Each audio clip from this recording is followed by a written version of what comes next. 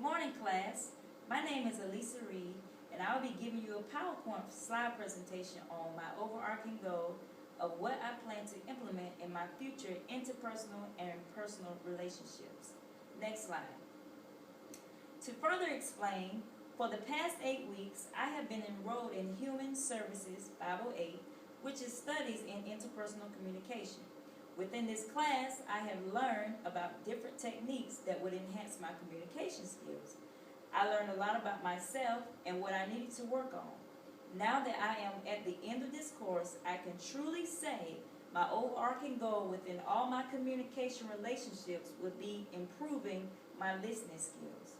Next slide.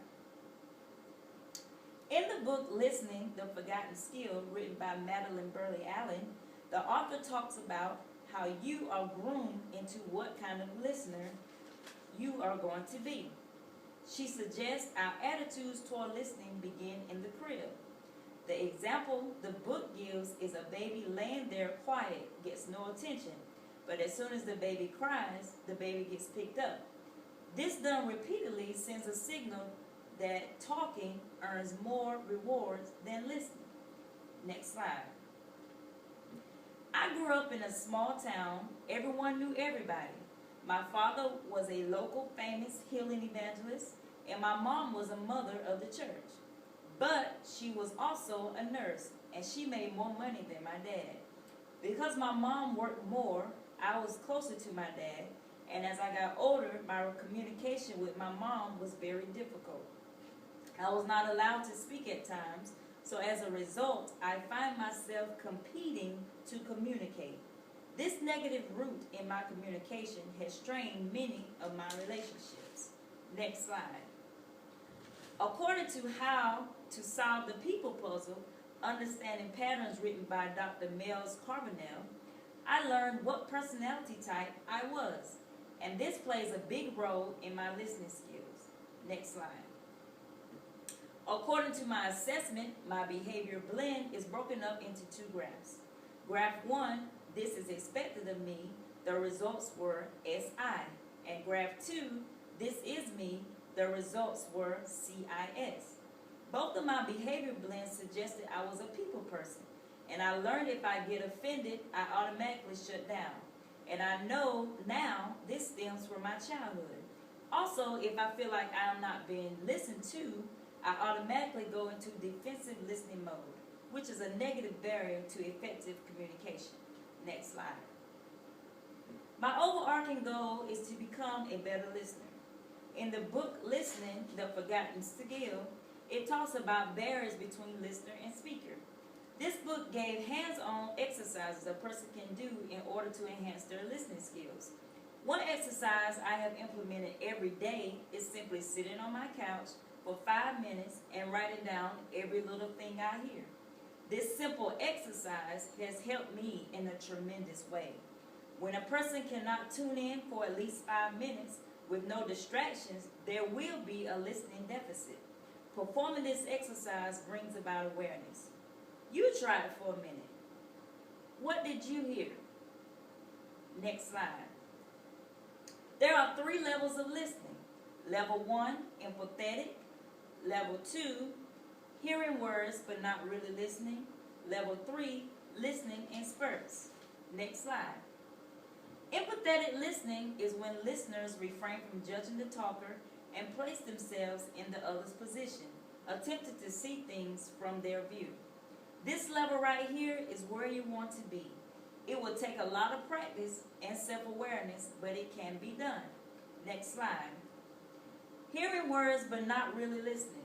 This is when you stay in the surface of communication mode and do not understand the deeper meaning of what is being said. Next slide. Listening in spurts. Tuning in and out, being somewhat aware of others, but mainly paying attention to oneself. This level of listening, the listener only follows the conversation long enough to get a chance to talk. According to the Effective Communication Self-Awareness Assessment, I am an average listener. Since this class, I have become aware of 5 things that affect my listening. And they are, next slide, my cell phone. I do everything with my iPhone. but when I am communicating, I must put it away. Next slide. The need to butt in. I will use teeth mark in the tongue method according to Dr. Peterson in Why Don't We Listen Better. He explains we should hear a person's story all the way through before jumping in to tell our story. He suggests the listener to bite your tongue and listen. Next slide. When I am tired, I tend to be cranky and not listen. I can improve this by getting proper rest. So number 3 is fatigue. Next slide. Number 4 is lack of interest. When someone is talking and I'm not really interested, I should take notes so I can engage with the talker. Next slide. Negative emotion. I must learn the words that trigger negative emotion and stop me from listening. Since this class, I have learned, next slide, communicating is 9% writing, 16% reading, 35% speaking, 40% listening. Therefore, I am going to use the following solutions to improve my listening skills. Next slide. Number 1, I am going to work at listening. This is simple, but I have to dedicate to it. I'm simply going to practice listening. Next slide. Number 2, process what is being said. Associate what is said with something familiar to you. Next slide. I'm going to analyze what is being said non-verbally. This means I have to read between the lines of what is not being said. Next slide. I'm going to keep an open mind. This means I'm going to give the talker more than less attention. Next slide. In conclusion, fervent practice is the only way to improve listening skills.